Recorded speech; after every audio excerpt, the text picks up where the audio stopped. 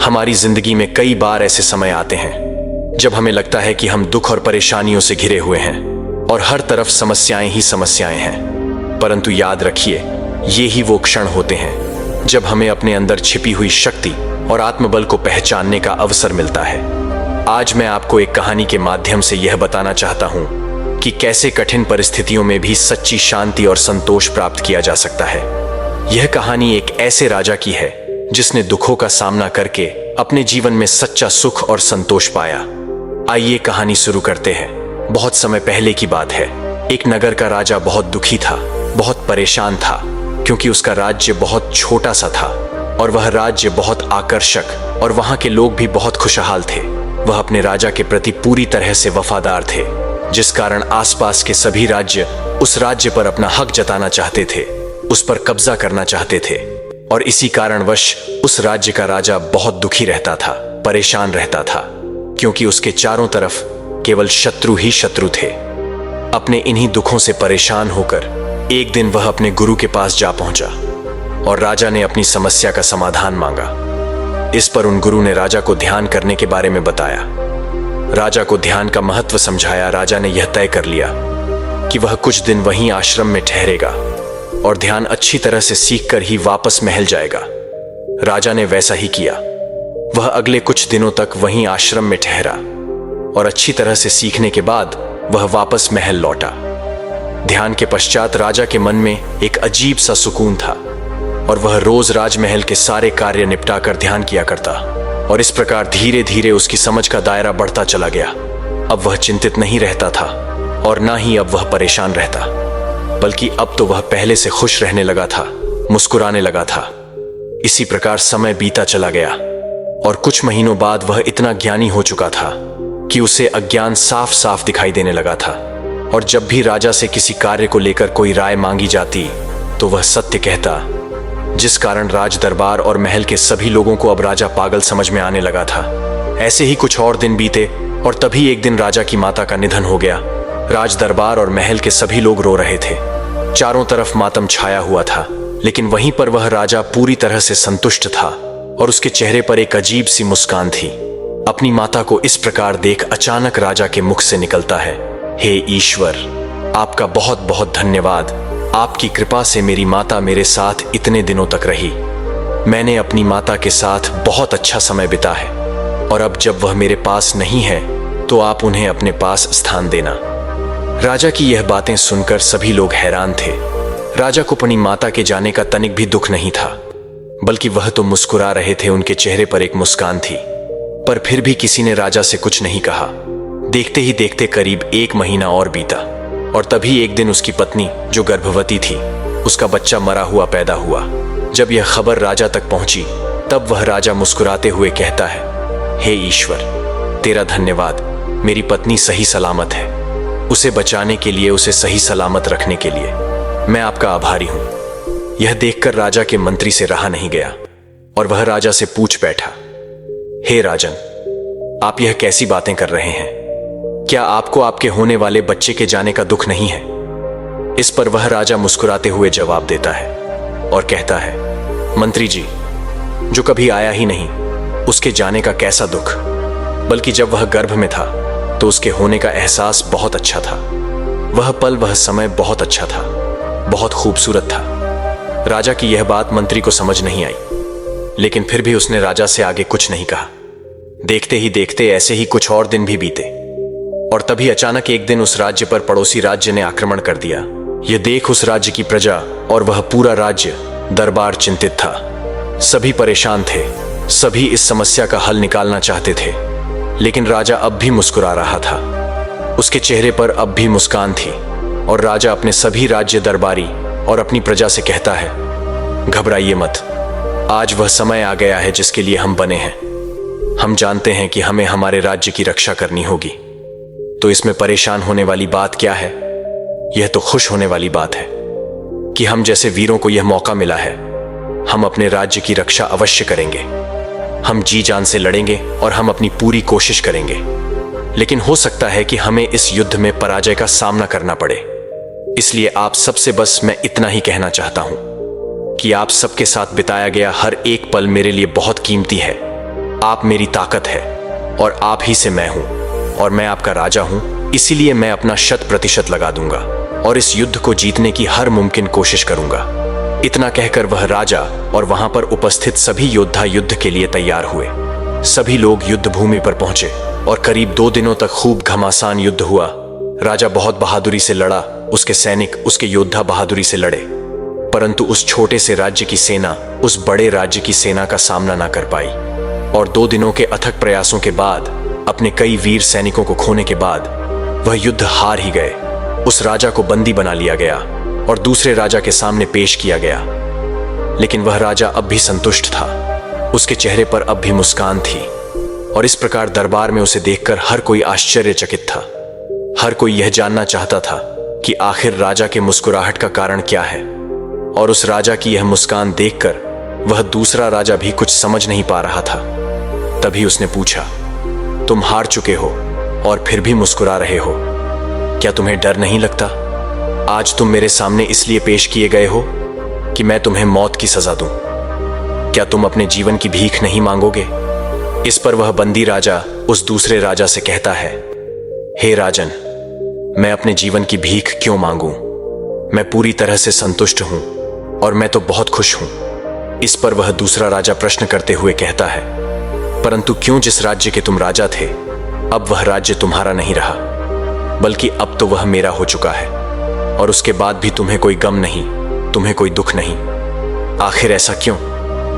इस पर वह बंदी राजा उस राजा के इस प्रश्न का जवाब देते हुए कहता है, हे राजन, मैं आज बहुत खुश हूं क्योंकि आप जैसे परमवीर योद्धा और एक महान राजा की देखरेख में आज से मेरी पूरी प्रजा सुरक्षित रहेगी और अपने जीवन में आगे विकास करेगी।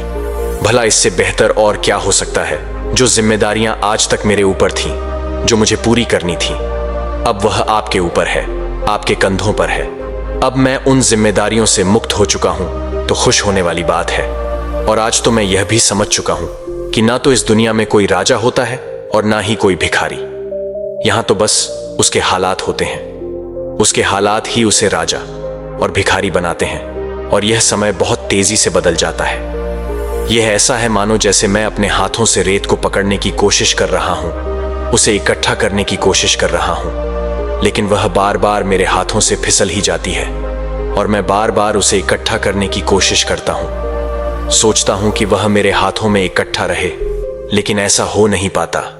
और सोचिए, यदि मैं जिंदगी भर बस यही करता रहूं तो आखिर मुझे जीवन में क्या मिल पाएगा? यह समय जो आज आपके हाथों में, यह कल किसी और के हाथों में होगा और इसी तरह से वह कल किसी और के हाथों में चला जाएगा। इस बात को मैं अच्छी तरह से जान पा रहा हूं, इसे देख पा रहा हूं और इसी वजह से मैं मुस्कुरा रहा हूं। उस बंदी राजा की यह बात सुनकर वह दूसरा राजा कुछ देर के लिए सोच में पड़ गया और फिर वह उस बंदी राजा से कहता है, हे राजन, मुझे तुमसे मिलकर बहुत प्रसन्नता हुई। तुम्हारा जैसा राजा मैंने आज तक नहीं देखा। भले ही आज तुम्हें मेरे सामने बंदी बनाकर लाया गया हो, किंतु आज भी तुम एक राजा ही हो। इसीलिए मांगो, तुम क्या मांगना चाहते हो? इस पर राजा मुस्कुराते हुए उस दूसरे राजा से कहता है, हे राजन, यदि आप मुझे कुछ देना ही चाहते हैं तो कृपया करके मेरे उन बंदी योद्धाओं और मेरे परिवार को मुक्त कर दीजिए। बस इसके अलावा मैं और कुछ नहीं चाहता। इस पर वह दूसरा राजा प्रसन्नता से उस बंदी राजा से कहता है, ठीक है, यदि तुम चाहते हो कि तुम्हारे परिवार वाले और तुम्हारे उन बंदी योद्धाओं को मैं मुक्त कर दूं तो मैं ऐसा ही करूंगा, किंतु मैं यह चाहता हूं कि आप और आपके योद्धा मिलकर हमारे साथ मिलकर युद्ध लड़े और हम पूरी दुनिया पर जीत हासिल करें। इसके जवाब में वह बंदी राजा मुस्कुराते हुए उस दूसरे राजा से कहता है, हे राजन, आपका बहुत बहुत धन्यवाद। आप बहुत दयालु हैं। मेरे योद्धा, मेरे सैनिक आपकी सेवा में अवश्य रहेंगे। जो आपके साथ रहना चाहते हैं वह रह सकता है। और रही बात मेरी, तो मैंने अब वास्तविकता को देख लिया है, उसे अच्छी तरह से जान लिया है और मैं एक ही गलती बार बार नहीं दोहराना चाहता। मैं अब यहां से जाना चाहता हूं और मैं अपना जीवन जीना चाहता हूं। इस पर वह दूसरा राजा उस बंदी राजा से कहता है, परंतु क्यों? तुम मेरे आधे दिन होकर इस राज्य को चला सकते हो और अपनी प्रजा की देखरेख कर सकते हो। वह बंदी राजा उस दूसरे राजा से कहता है, हे राजन, जिसे आप मेरा राज्य कह रहे हैं, आप भूल रहे हैं कि कुछ देर पहले आपने वह राज्य मुझसे जीत लिया है और अब ना तो यह मेरा राज्य है और ना ही यह मेरी प्रजा है। आपसे सब कुछ आपका है, इसलिए अब आप ही को इनकी देखरेख करनी होगी, आप ही को इनका ख्याल रखना होगा। बंदी राजा के मुख से यह सुनकर वह दूसरा राजा खुशी खुशी उस बंदी राजा को रिहा कर देता है और उसके बाद वह राजा अपनी पत्नी को लेकर वहां से चला जाता है। वह उस राज्य की सीमा पर जाकर एक छोटी सी कुटिया बनाता है और वहीं पर वह और उसकी पत्नी रहकर ध्यान साधना करते और साथ ही राजा कुछ युवाओं को युद्ध की कला का अभ्यास भी करा रहा था, जिससे उनका गुजारा चल रहा था। देखते देखते समय बीतता गया और कुछ समय पश्चात उस राजा को एक पुत्र की प्राप्ति हुई।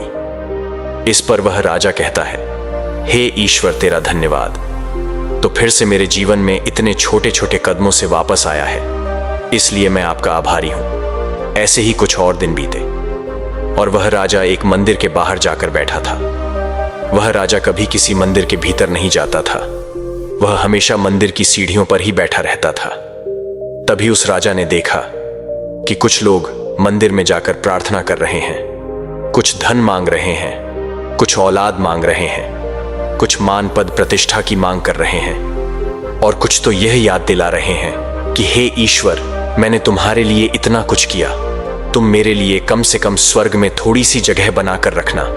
यह सुनकर वह राजा जोर से हंस पड़ा। उसकी हंसी सुनकर वहां पर उपस्थित सभी लोग बाहर आए और उन्होंने उस राजा से कहा, अरे भाई, क्या हुआ तुम्हें? तुम इतनी जोर से क्यों हंस रहे हो? क्या यहां पर कोई मजाक हो रहा है इस पर? वह राजा कहता है, सच कहा आपने, यहां मजाक ही तो चल रहा है, क्योंकि आप सब यहां पर परमात्मा की पूजा करने नहीं आए, बल्कि परमात्मा से धन दौलत नौकरी सुख और स्वर्ग में जगह प्राप्त करने के लिए आए हैं। भला इससे बड़ा मजाक और क्या हो सकता है? उस ईश्वर ने आपको इतना सब कुछ दिया है, क्या आप उसके लिए धन्यवाद नहीं कर सकते?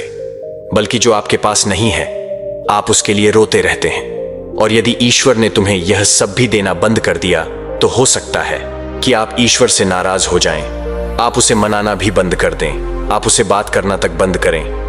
तभी उनमें से एक व्यक्ति राजा से कहता है, तुम कहना क्या चाहते हो? तुम्हारा अर्थ क्या है? कहीं तुम यह तो नहीं कह रहे कि मंदिर में ईश्वर नहीं है?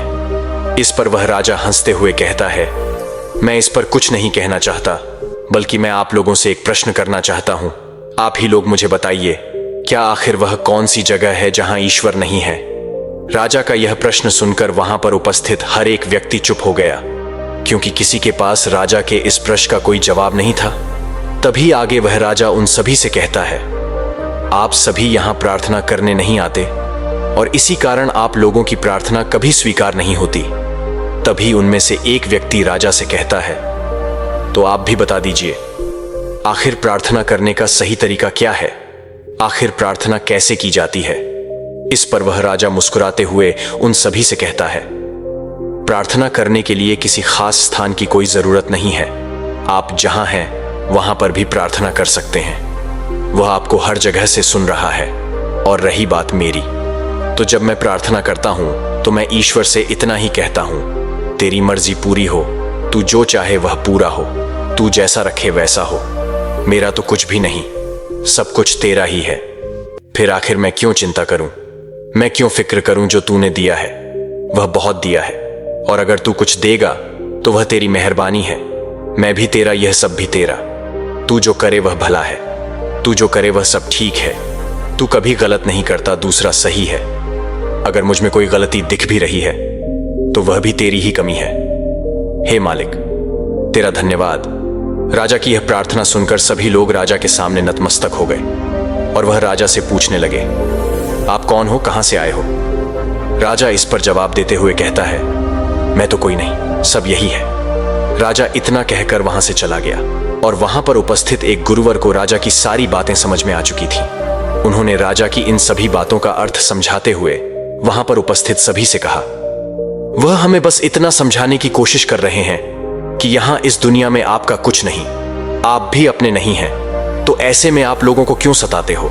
आखिर क्रोध क्यों करते हो? किसी को धोखा क्यों देते हो? क्यों किसी को रुलाते हो? याद रखना, इस दुनिया को तुम अपने बाहों में जितना भी समेटने की कोशिश करोगे, हर बार सब कुछ रेत की तरह आपके हाथों से निकल जाएगा। दोस्तों, आपको यह कहानी बताने का मेरा मतलब यह नहीं कि आप अपनी दुनियादारी, अपने काम धंधे, अपना व्यापार, अपनी नौकरी, अपने परिवार को छोड़कर सब कुछ बंद करके अपनी आंखें बंद करके बैठ जाएं। बल्कि मेरा यह कहानी सुनाने का मतलब यह है कि आप अपने काम को बेहतर तरीके से कर सके। जिस प्रकार उस राजा ने सब कुछ जानते हुए भी अपने कर्तव्य को कभी नहीं छोड़ा, बल्कि वह बहादुरी से युद्ध लड़ा, जबकि वह जानता था कि यह युद्ध उसके जीवन का आखिरी युद्ध भी हो सकता है। लेकिन वह अपने कर्तव्य से पीछे नहीं हटा, और जब वह युद्ध हार गया तब भी उसने कभी शोक नहीं मनाया। उस बात का उसे तनिक भी दुख नहीं था, बल्कि वह तो खुश था और जानता था कि उसके साथ जो कुछ हुआ है वह अच्छा हुआ है और आगे चलकर भी अच्छा ही होगा। इसलिए यदि आप भी अपने जीवन में असफल हो रहे हैं और आपको बार बार असफलता का मुख देखना पड़ रहा है, तो यह जान लीजिए कि आपके लिए कुछ और बेहतर सोचा गया है। जितना आप चाहते हैं उससे कुछ बड़ा सोचा गया है। बस आपको उसके काबिल बनना है, और जैसे ही आप उसके काबिल बन जाएंगे वह चीज आपको जरूर मिल जाएगी। और इसलिए जो भी आपके पास है इस समय, जो भी आपके साथ है, उसका धन्यवाद करिए, उसके प्रति कृतज्ञ रहिए, क्योंकि अभी आप जिंदा हो और आपको एक कोशिश कर का और मौका मिला है। और जब तक आप मौजूद हो तब तक कोशिश चलती रहेगी और एक ना एक दिन आपको सफलता भी अवश्य मिलेगी। किंतु आप एक बात और ध्यान रखिएगा कि यह कोशिश करने का मौका हर किसी को नहीं मिलता। आप कितने भाग्यशाली हैं कि आपको यह मौका एक बार फिर मिला है। तो इस मौके को हाथ से ना जाने दें, बल्कि इसका इस्तेमाल करें, उस ईश्वर का धन्यवाद करें और अपनी राह में आगे बढ़ें। वह यही चाहता है कि आप आगे बढ़ते रहें और अपने मंजिल तक पहुंचे। वह आपको और बेहतर बनाना चाहते हैं, इसीलिए तो उन्होंने आपको असफलता का मुख दिखाया है। वह जानते हैं कि यदि आप आज ही सफल होंगे तो आप आगे चलकर उस बड़ी सफलता को प्राप्त नहीं कर पाएंगे। और यही कारण है कि आपको असफलता का मुख देखना पड़ रहा है। इसलिए इस असफलता से डरिए मत, बल्कि सफल होने के लिए आगे बढ़े और अपनी मंजिल को पा लीजिए। दोस्तों, मैं उम्मीद करता हूं कि यह कहानी सुनने से आपके जीवन में अच्छे बदलाव आए होंगे। आपको इस वीडियो से क्या सीखने मिला यह कमेंट करके जरूर बताएं, और अपने परिवार, दोस्तों या आपके करीबी इंसान के साथ यह कहानी शेयर करके उन्हें भी इस ज्ञान से परिचित करवाएं। बाकी अगर आपको यह वीडियो दिल से अच्छी लगी हो तभी इस वीडियो को लाइक कर देना, और आपने अब तक इस चैनल को सब्सक्राइब ना किया हो तो चैनल को सब्सक्राइब भी जरूर कर लेना। दोस्तों, अगर ये वीडियो अच्छी लगी हो तो चैनल को सब्सक्राइब जरूर करें, ताकि आपको नई कहानियों का अपडेट मिलता रहे।